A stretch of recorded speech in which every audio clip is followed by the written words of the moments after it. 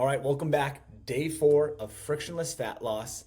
Today we're going over Zen Mastery, the importance of stress management. We're going to find that Zen. But more specifically, we're going over emotional eating and self-sabotage because I know this tends to be a big topic that people struggle with and they don't know how to resolve it. So hopefully we can get some tips and you can get educated and find some value in this course, as I believe this is probably one of the most important courses, sections of this entire course that people really need to pay attention to, because I know this is a big struggle and a common struggle for a lot of individuals out there, especially when we want to get off that roller coaster, that dieting roller coaster, and to live happily ever after, to have the freedom, right? This is a course that really might help you develop that freedom, to have the confidence in yourself, to take care of your nutrition, in your fitness, in your overall health, to sort of minimize those emotions of stress and anxiety so you can just go about living your life and enjoying your life stress-free, anxiety-free.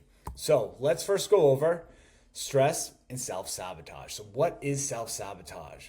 It's when a behavior or a thought, even if it's involuntary, unconscious, subconscious, right? It's harmful. It's keeping you from reaching your goals. It's not aligning with your values. It's not aligning with your improvement and your development and growth. These behaviors usually directly or indirectly prevent you from reaching your goals.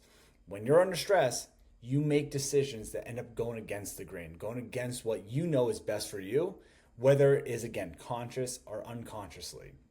So this often stems from a desire for quick relief, quick comfort, quick stress relief. So some examples of this: you had a bad day at work, your boss yelled at you, it was just an overall tough day. You end up going home, heading to the pantry, and just hanging out there, coping with your emotions with food. Which is leading to overeating, or just choosing an unhealthy approach to manage these emotions. Following an argument with maybe a spouse, maybe you got in a real bad fight, a real bad argument, and then you turn to the chips, you turn to the ice cream, and you end up overindulging on that specific food. Or maybe you're hurt by a family member making a comment to you at dinner. You know, it didn't feel so great. They didn't have the right to say that, but they said it. And now you're dealing with those emotions. So you find yourself on your way home, hanging out, going to a fast food stop, and soothing your emotions with food. So when it comes to emotional eating, what's going on is you're using food as a coping mechanism. You're looking for short-term relief, short-term distraction, short-term comfort, this quick reward that will help suppress those emotions and give you a quick mood booster. So you're using food as a way to manage your emotions rather than just to satisfy hunger. So your emotions can significantly influence and impact your eating behaviors. When you experience these emotions, whether it's boredom, stress, anxiety, sadness, anger, loneliness, whatever it may be, these feelings are driving you to eat in ways that don't align with your goals. And this is something I think most people need to work on. A majority of people need to work on. And when you understand the connection between your emotions and eating, it can be very important for overcoming these weight loss barriers. One thing that I always think and say is, if hunger isn't the emotion, then food isn't the answer. So we need to find what that other answer is going to be and help you manage these emotions. And to be honest, once you heal this relationship with food and emotional eating, and you can sort of separate the two, fat loss gets way easier, because now you have the strategies to manage your emotions and just take care of your food the way you need to take care of your food, which will align with your goals. You know how to stay consistent, how to make this sustainable, and make decisions that stay aligned with your goals.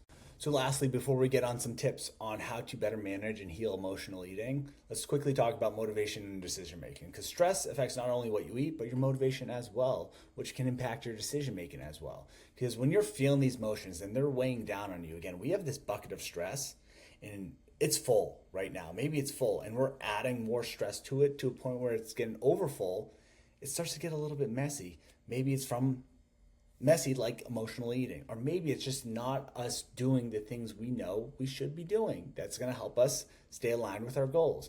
So it makes things like exercise even feel like an extra burden on our plate, and what it's doing is all these emotions are just draining our battery. It's making it harder for us to find the emotion to, whether it's exercise, prepare a meal plan, grocery shop, and it becomes this vicious cycle.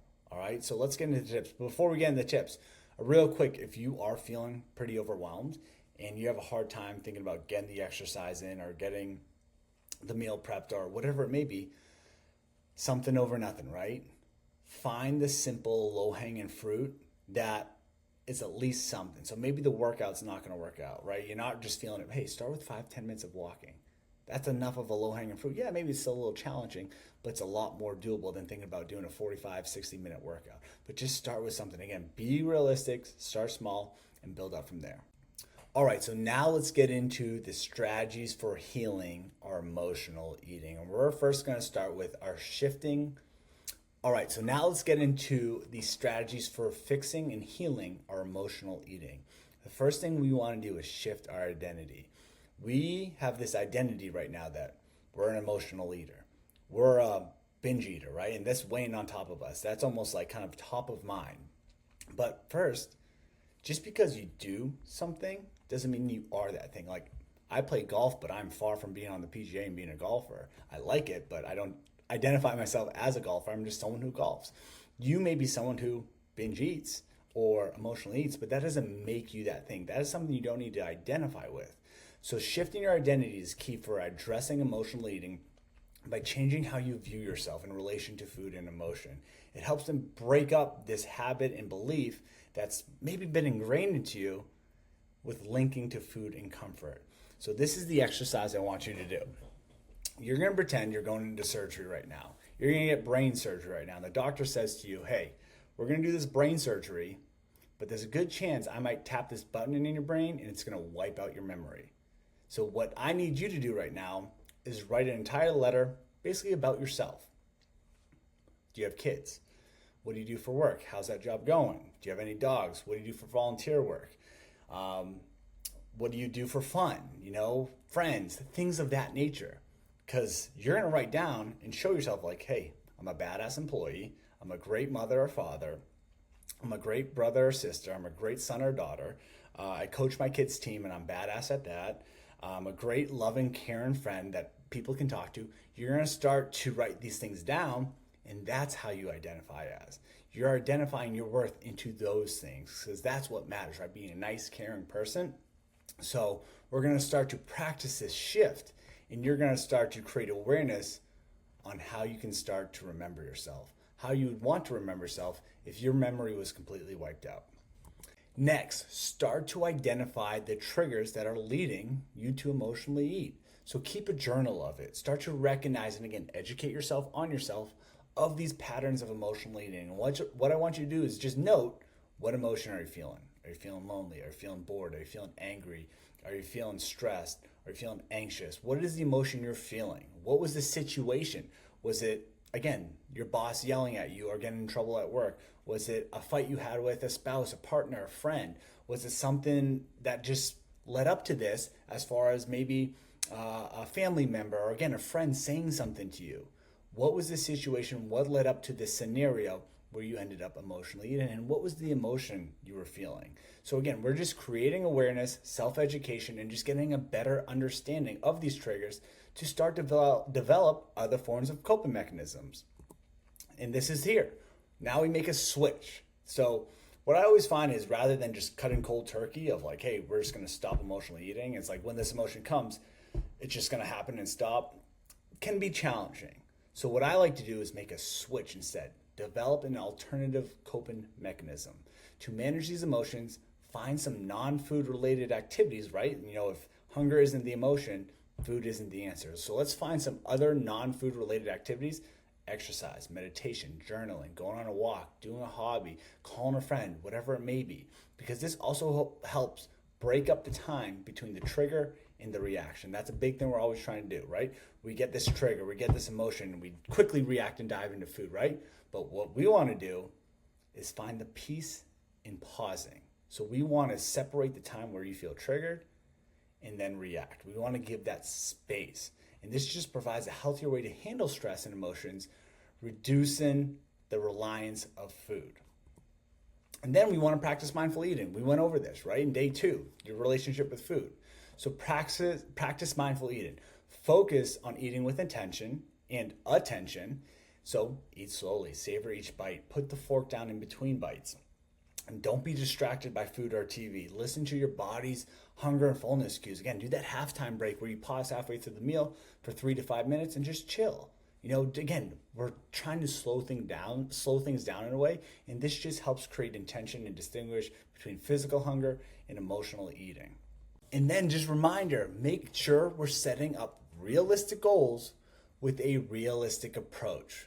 We want to set achievable, realistic goals for managing emotional eating, gradually implementing changes rather than making drastic changes. So again, we don't need to change overnight. We just need to make little bits of progress, little steps over a longer period of time.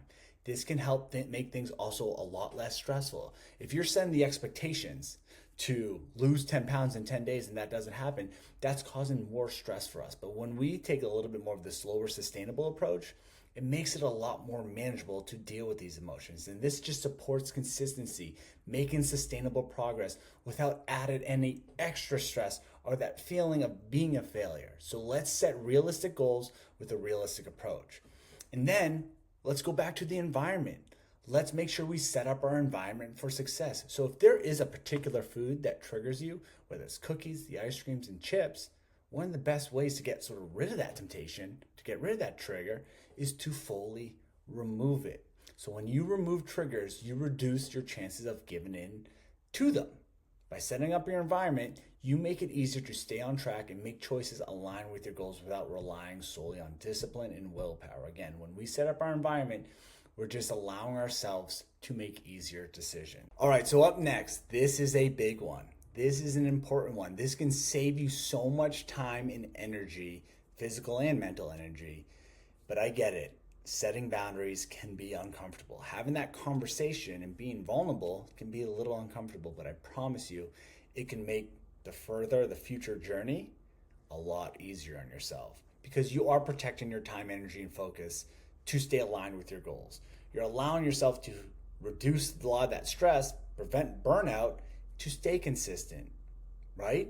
So identify your priorities, communicate clearly to whether it's a family member, a friend, a colleague, whoever it may be, that, hey, this is my priority. This is important for me.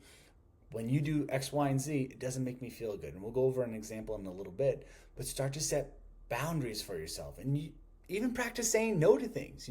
One thing I always think is if it's not a fuck yes, then it's probably a fuck no. So learn to say no, learn to set these boundaries. So for example, let's say your mom or dad, whoever it may be, makes comments about your eating habits. That sucks. That doesn't feel great. That's not going to make anyone feel great.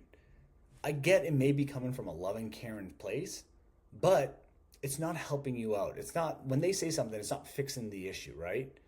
So what I want you to do, because we're all adults here, who would have thought we can have an adult conversation, but have a calm, respectful conversation with whoever it may be, whether it's your mom, father, friend, and explain to them. And one thing I always like to do when I set up boundaries is just reflect on how important this relationship is for you. Hey, I love you, I care about you, and I want to make sure this relationship stays strong because it's important to me. But just to let you know, when you make these comments about my eating habits, it doesn't feel good and it doesn't fix my problem. It actually makes things worse. So I'd like it if you didn't make those comments. This allows me to stay focused on my goals, and because I feel like I am making progress, I am getting better at things, but every time this comment is made, because maybe it's made consistently, it kind of sets me back. And I'd rather just kind of focus on the progress I'm making, the things I'm doing, and not have these setbacks. So I want to just set this boundary with you. And that's it. That's really it. Now, obviously, if that person makes another comment, remind them. Be gentle about it. Hey, I know we talked about this a little bit while ago, but I just want to remind you. Again, like I have these goals, I understand, and I understand it's coming from a caring spot, but I don't need to hear this. This is something I'm taking care of. I'm taking care of myself. I'm working on it. So I don't need your helps, tips, advice, and anything right now. I'd rather use our relationship for these other things that are important to me. And that's how you go about it. And then if it keeps happening, you can start to learn to maybe distance yourself, set some other boundaries, not be so the not quality, but the quantity that you see them, maybe it's time to lessen that. So you're not constantly dealing with these things. Set some boundaries as far as that nature. And then lastly, don't be afraid to seek support. Again, I'm a nutrition coach, I'm a fitness coach. These are some strategies that have worked really well with my clients, but that at the end of the day, there are people who are professional in these areas. So don't hesitate to talk to a professional nutritionist or a therapist, someone who is advanced in this sort of topic. There's no shame or guilt or anything that needs to go behind it. I go to therapy.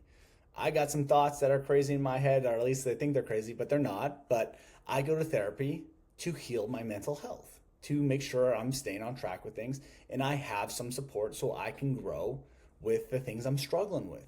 It's the same thing here. If we're struggling with something, don't hesitate to seek professional advice. They can provide you the right guidance and the right support in overcoming these patterns and behaviors. So that closes things out for Zen Mastery, the importance of stress management. I really hope you find this very helpful in how important stress management really is when it comes to reaching our fat loss goals and having sustainable fat loss and weight loss as well.